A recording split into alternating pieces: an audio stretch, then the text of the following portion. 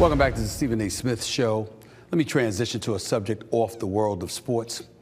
President Biden and former President Donald Trump visited the southern border Thursday in a dramatic split-screen moment for the 2024 presidential campaign. Immigration continues to be a hot-button issue that has confounded both Democrats and Republicans for decades. Biden's briefing began moments after Trump began his remarks in Eagle Pass, Texas.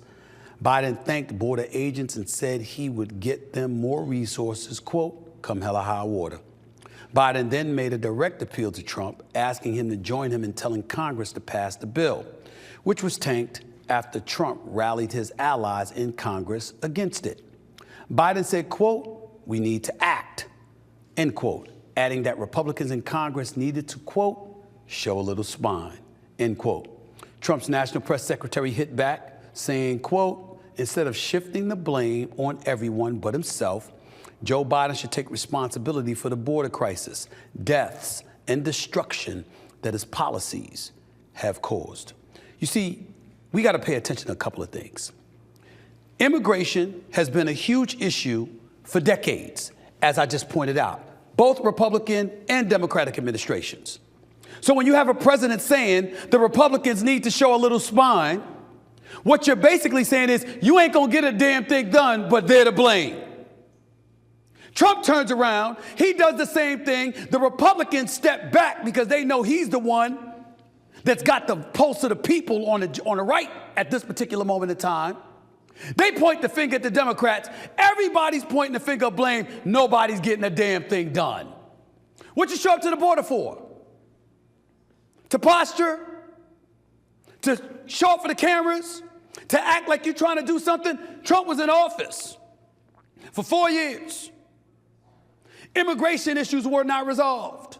Biden's been in office for years. It's been a disaster on that level. Let's not act in this country like it's not a big problem.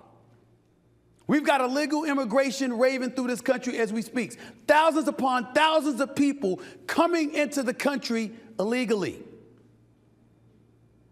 And now we've got it to a point where it's coming out of the American people's pockets to finance stuff. Remember the $53 million in prepaid credit cards that New York City was talking about doling out?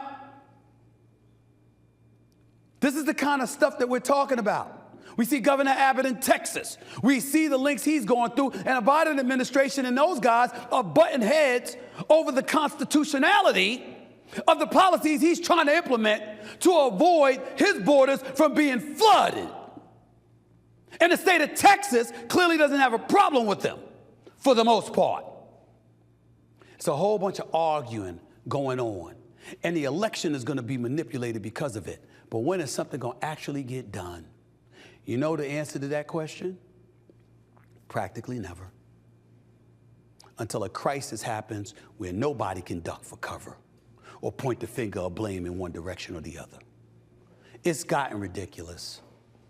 And I'm sick and tired of seeing what we're seeing. And on top of it all, somebody's just going to be 78, another one is going to be 82. In the year 2024, that's the best we have to offer. This country's in trouble. Country's in trouble.